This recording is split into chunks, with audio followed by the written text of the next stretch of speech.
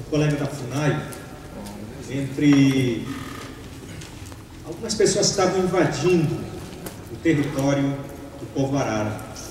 E ele fez um discurso que eu nunca esqueci. Ele falou assim aos poceiros, aos grileiros, aos invasores. Ele falou: ninguém gosta da gente, o prefeito não gosta da gente, vocês não gostam da gente,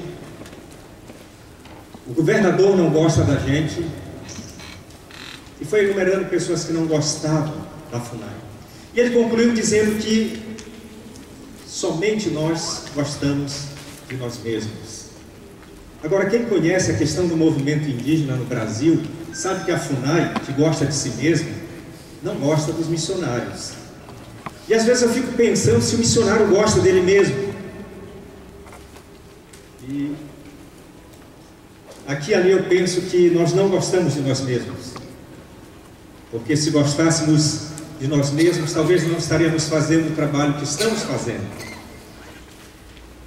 Mas tem uma coisa: Deus gosta de nós. Amém. Aí não dá para resistir, né? Temos que fazer o trabalho que Deus nos chamou para fazer. Ou seja, eu estou aqui representando uma categoria que não é muito lembrada. E hoje, durante o almoço, eu estava com alguns colegas dando graças a Deus que a Sociedade Bíblica do Brasil lembrou da gente, né? Que bênção. E eu agradeço desde já. O segundo ponto é que, além da nossa categoria ser esquecida, os povos com os quais trabalhamos também são esquecidos. E daí é um duplo privilégio estar aqui neste fórum, porque estou representando grupos que não estão na crista da onda. Olhe lá se está por cima d'água, né? Talvez esteja escondido. Mas é um privilégio de qualquer forma essa oportunidade. E nós vamos querer falar desses desafios que nós enfrentamos ao tentar traduzir a palavra de Deus para esses povos esquecidos. Estou dizendo que vou tentar fazer, não estou dizendo que vou fazer, viu? Não estou dizendo que vou conseguir isso, mas vou tentar ajudar vocês a compreenderem um pouco desse trabalho. Então, o título da nossa conversa aqui é Desafios da Tradução para Línguas Indígenas do Brasil.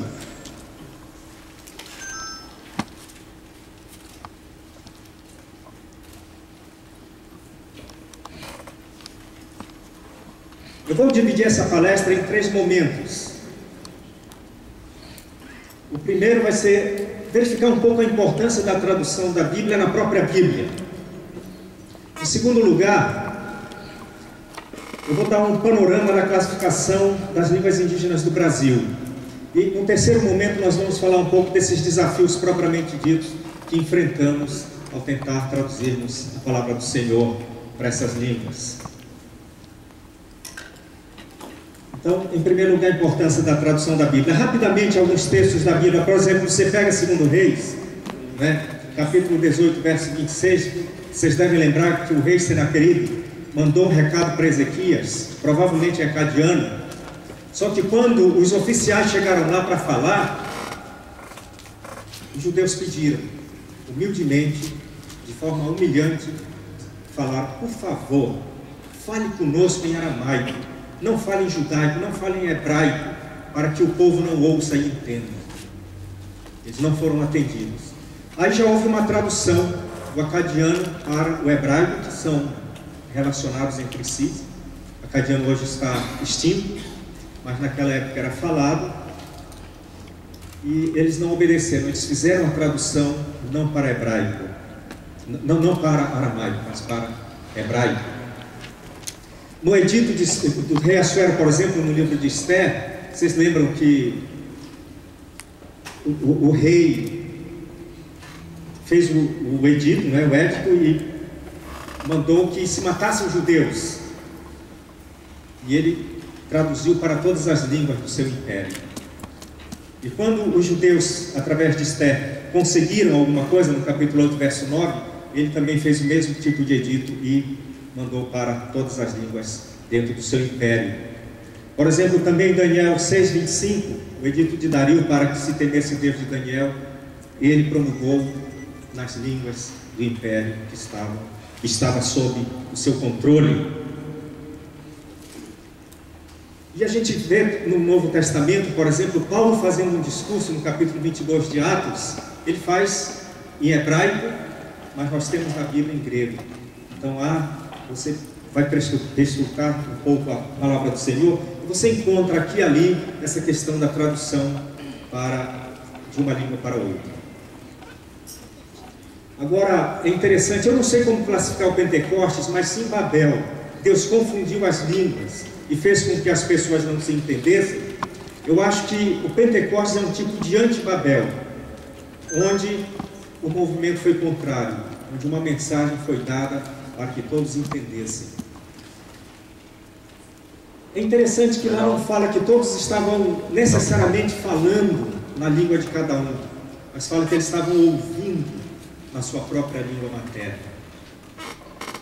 Eu não entendo, como linguista, não entendo profundamente aquilo, mas deve ter sido realmente um ato miraculoso para que isso acontecesse.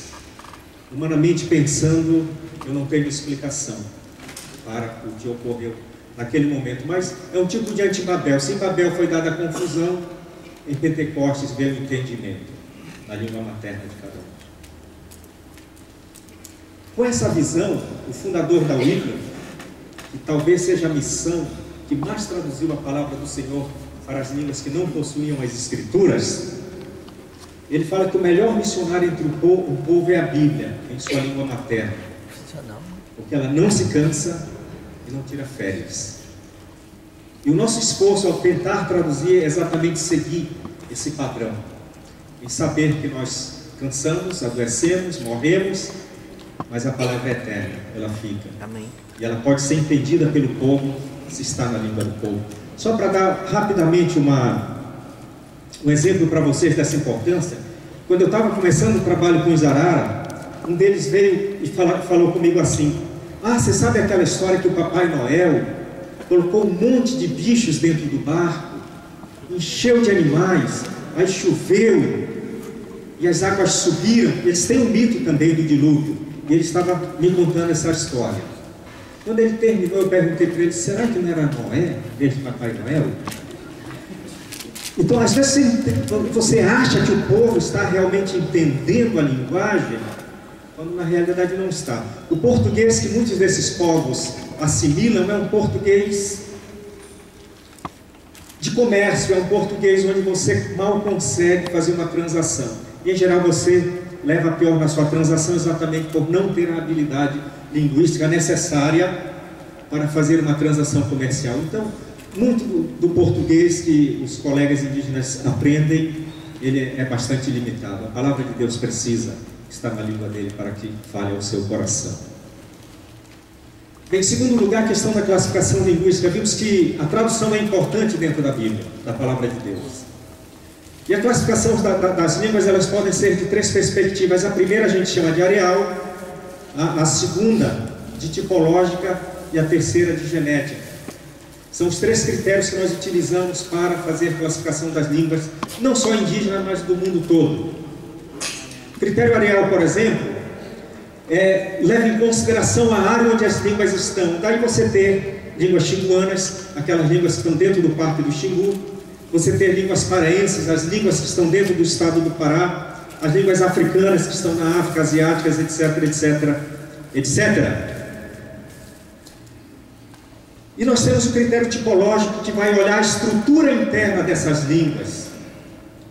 Elas podem até, uma estar aqui, por exemplo, na América do Sul, e a outra na Austrália. E nós temos esse tipo de exemplo de línguas chamadas ergativas absolutivas, que foram primeiro escritas na Austrália, e depois nós aprendemos como descrever esse tipo de língua e fazemos a descrição aqui no Brasil. Por que que é possível? Porque o que interessa é a estrutura interna da língua, e daí ser chamado critério tipológico.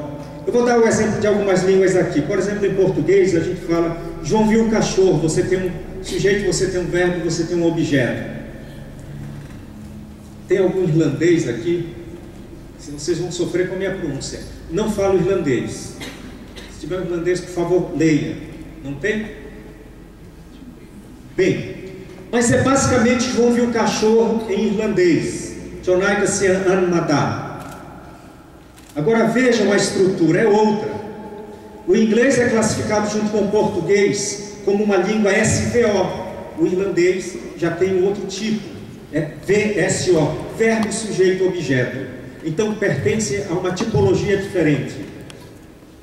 Em Sinhalesa, do Sri Lanka, você já tem outra ordem, um outro padrão, sujeito, objeto, verbo. John Balava Dhaka. Não falo também essa língua, apenas tenho dados dela. Bem, essa última eu falo, Ocari Enengere João, que é Arara do Pará. Vejam que é o inverso do português. O objeto vem em primeiro lugar, depois o verbo, depois o sujeito. São tipos diferentes de língua. E é interessante que uma vez uma cobra picou o pai de uma criança, de uma menina, e ela chegou ofegante na aldeia e falou assim: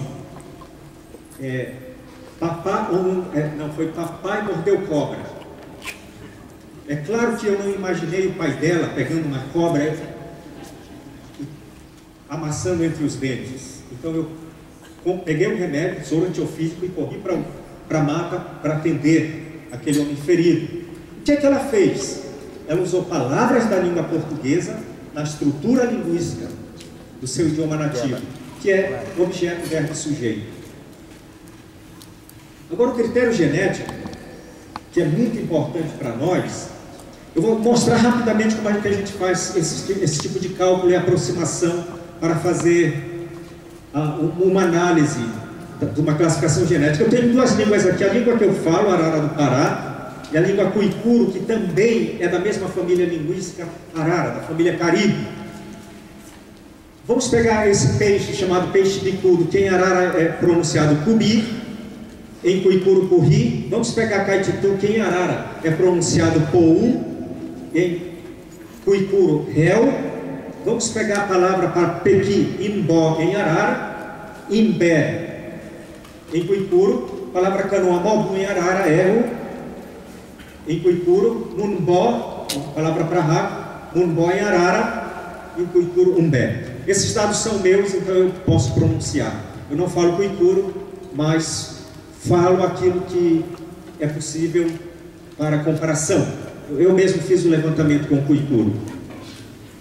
Então vejam, parece que é incompreensível uma língua com outra, né? Quando eu cheguei entre os Cuicuro, que eu percebi as mudanças fonológicas que existiam, eu podia começar a falar com eles e se admirar: mas quem te ensinou isso? Eu ria e disse: eu sou linguista, então eu faço a transferência. Aí é fácil. Vamos pegar a primeira palavra para peixe bicudo, cubi-curri. A gente percebe que a única diferença ali está entre o B e o H. O B, ele é o que a gente classifica de oclusiva, não é? Bilabial sonora, e o Rá, aquele H, ele é classificado como uma fricativa, no caso local, surda. E a gente fica pensando, da onde é que deve ter vindo essa diferença? Por que eles tiveram separação? Qual era a forma anterior, que devia ser uma única forma? Como é que ela se dividiu? Então, aquele primeiro dado que está escrito lá, protoforma, a gente faz um cálculo e dizer quais as possibilidades. Então, eu quando fiz o cálculo, exatamente eu peguei o B e pensei, ele é bilabial. O Rê, ele já é local, é feito nas cordas vocais, né, no espaço entre as cordas vocais. E a gente sabe que esse tipo de som que ocorre aqui, ele passa a ter uma semelhança com as vogais muito maior do que, por exemplo, o B, uma oclusiva. Tanto que Chomsky, quando fez a sua classificação, ele classificou como uma semivogal. Semivogal é que ele está bem próximo de uma vogal. Então, eu imaginei, disse, bem, aí eu tenho um ponto de articulação que é nos lábios, a outra perdeu o ponto de articulação no trato vocal, né, que é o H, Então eu imaginei, é mais fácil você criar um H a partir de um bilabial do que o inverso. Então eu tinha certeza absoluta que a protoforma era bilabial, que é aquele V que tem em espanhol, né? Quem fala espanhol, a palavra lobo vai falar lobo, né? Não é lobo interdental, mas bilabial lobo. Lobo. Por outro lado, eu imaginei, mas como é que ficou fricativo?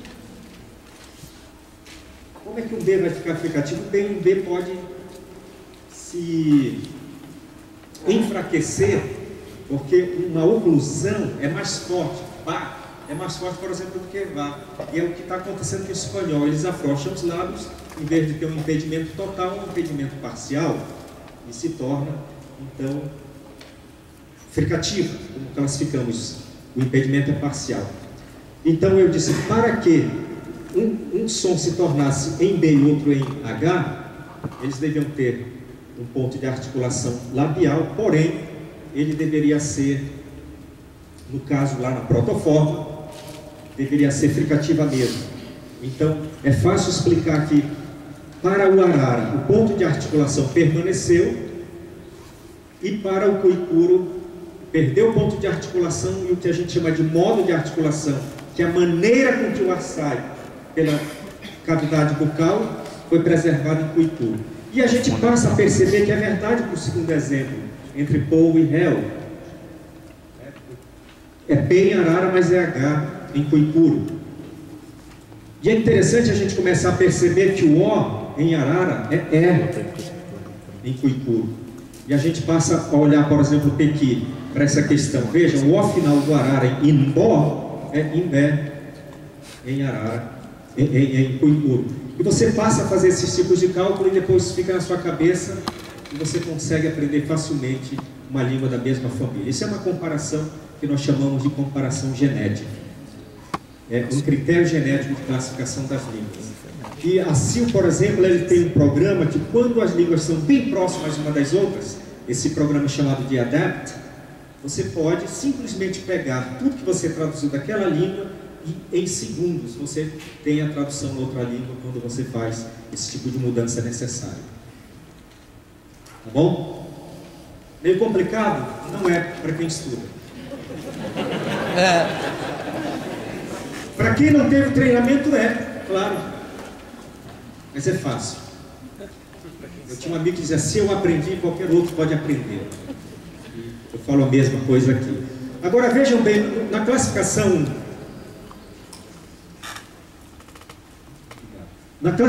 genética,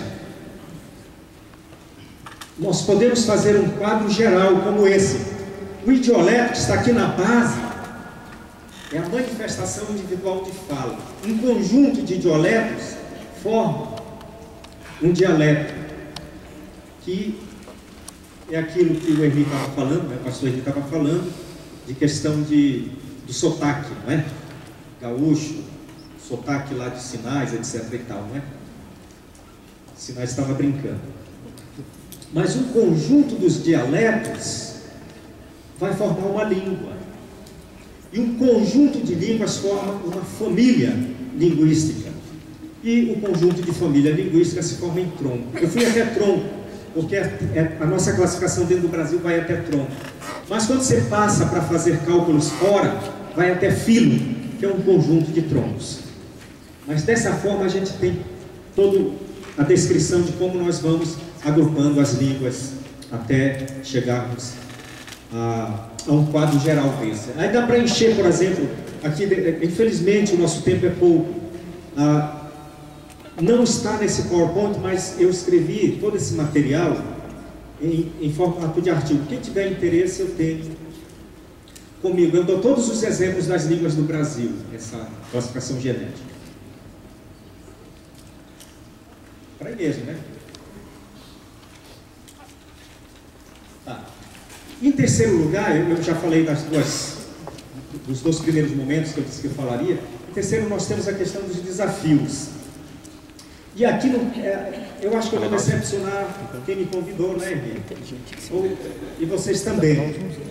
O fato é que o mais difícil do tradutor em área indígena não é a tradução em si. São fatos externos e não internos à tradução. Mas eu vou chegar lá e vocês vão entender o que é que eu estou tentando dizer. Em primeiro lugar, o que nós achamos que deve acontecer quando a gente vai começar um trabalho de tradução tem muito a ver a questão de oração. Eu tenho dois exemplos interessantes. O povo Waiuai, quando o pessoal começou a se converter, tem naquele livro Pajé de Cristo essa história, a história do Eucá, que foi o primeiro xamã que se converteu entre os Waiuai, e depois que ele se converteu, veio a rodo as conversões, né? Vieram a rodo as conversões. E é interessante que um dos missionários um dia falou para esse Eucá, disse: olha, muito antes de nós chegarmos aqui, de nós colocarmos os nossos pés na aldeia, pessoas já estavam orando por vocês. Não é de admirar que o povo se transformou hoje com 80% de crentes na aldeia. E eles estão abençoando os demais crentes indígenas ao redor do Brasil. Inclusive o povo Arara. Eles têm feito visitas longe, eles tiram do bolso. Pessoas pobres tiram do bolso para fazer evangelismo em outros povos. Povo Araueté, na década de 80 eu recebi uma carta de uma senhora da Inglaterra. Infelizmente eu perdi o contato com ela. No momento em que ela escreveu a carta, era humanamente impossível ingressar-se entre os Araueté, que fica na região de Altamira, na região do trabalho. Eu cheguei lá em 82. Um antropólogo famosíssimo no Brasil, talvez seja a cabeça mais pensante no momento dentro da antropologia brasileira. Fez pesquisa entre os Araueté. Ele afirmou: missionário entre os Araueté só por cima do meu cadáver. Ele está vivo e nós temos missionários hoje lá. Deus é misericordioso. Deus é misericordioso. Ele não morreu, ele queria, mas Deus está dando uma chance. O fato é que nós temos 5 missionários hoje entre os Araueté. Infelizmente, eu queria tanto avisar aquela senhora, não sei se ela ainda está entre nós, eu gostaria de avisar. Ela orou, e eu acho que não só ela, a sua igreja. Por isso temos pessoas entre o povo Araueté hoje.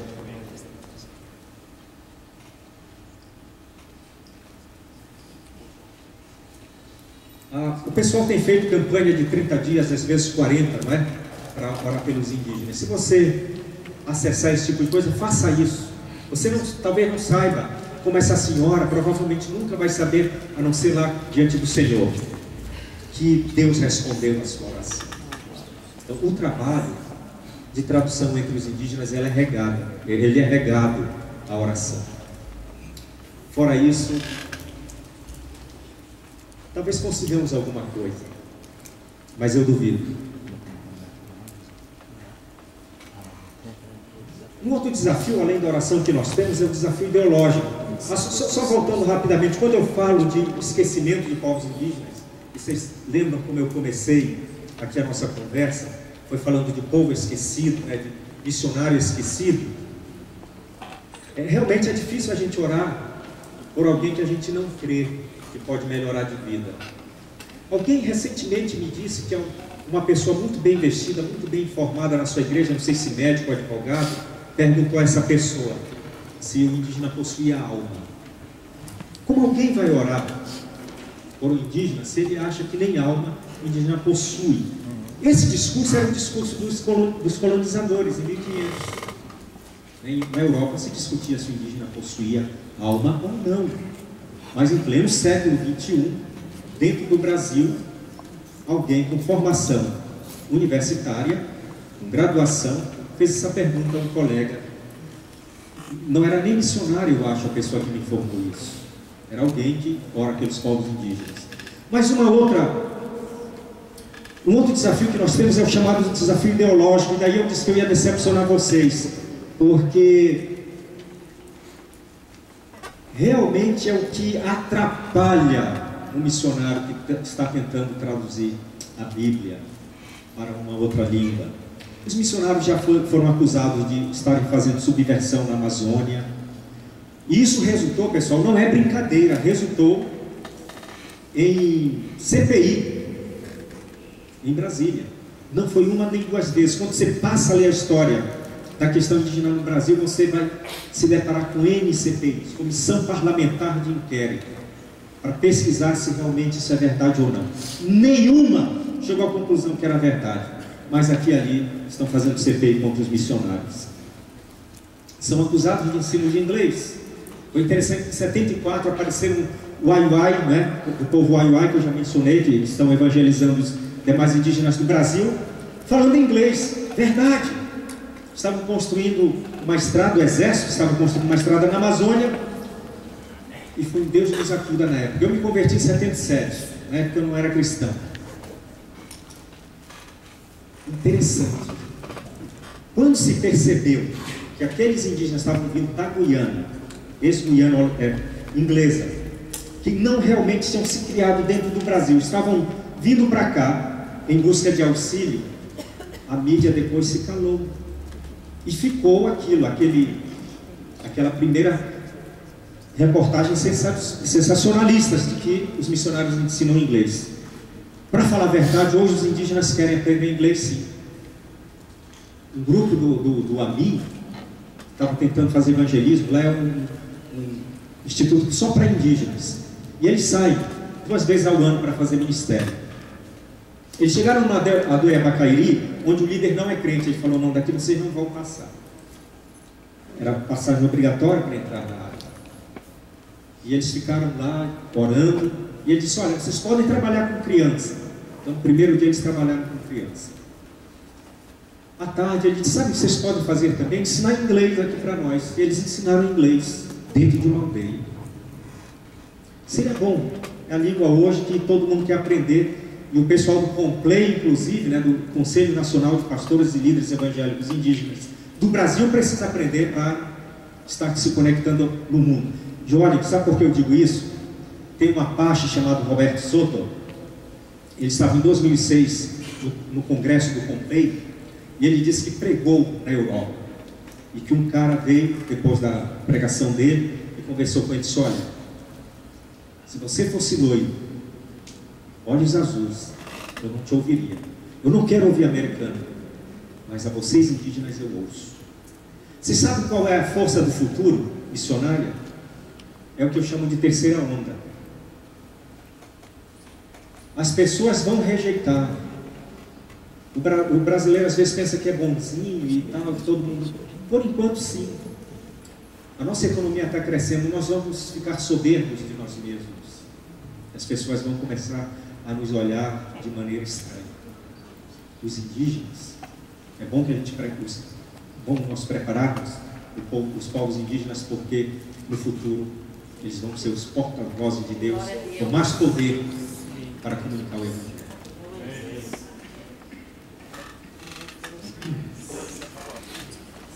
Acusação de atividade ilegal de exploração minéria e madeira, etc. e tal. Comportamento sexual inadequado. Eu me lembro de um momento fantástico mostrar crianças loiras dentro da aldeia, querendo culpar os missionários da MEVA, Missão Evangélica da Amazônia. São claros, tem teste claro. São brasileiros, aqui de São Paulo. Não tinha nada a ver. O Arara tem um rapaz, que o apelido dele é Adu, ele não tem Z, né? Então, em vez de azul, chamam de Adu. Por quê? Porque o olho dele é azul. Eu sou descendente de indígena, então não podem me acusar que eu tenho alguma contribuição com o olho azul do menino. Mas se eu fosse caucasiano, eles aproveitariam para me acusar também, com certeza. É sério. Culpa por assassinato. Coitado, o missionário foi acusado de incentivar indígenas a cometer assassinato. Etnocídio, que é morte das culturas. Esse é o preferido dos antropólogos, linguistas, médicos sem fronteiras, etc. e tal. Vocês destroem cultura, somos matadores de cultura. De vez em quando eu atuo como orientador de sociolinguística, linguística, pedagogia na Universidade Federal do Pará, no campus de Altamira. Eu me lembro que tinha uma moça que estava trabalhando na aldeia, um dia ela estava com o TCC dela, trabalho de conclusão de curso, e ela pediu para eu olhar, ela queria que eu corrigisse. E teve uma parte lá que ela estava acusando os missionários de destruírem a cultura indígena, lá do povo arara. Eu fiz as correções, voltei com ela, eu disse, só tem uma observação, achei interessante isso aqui que você escreveu. Que é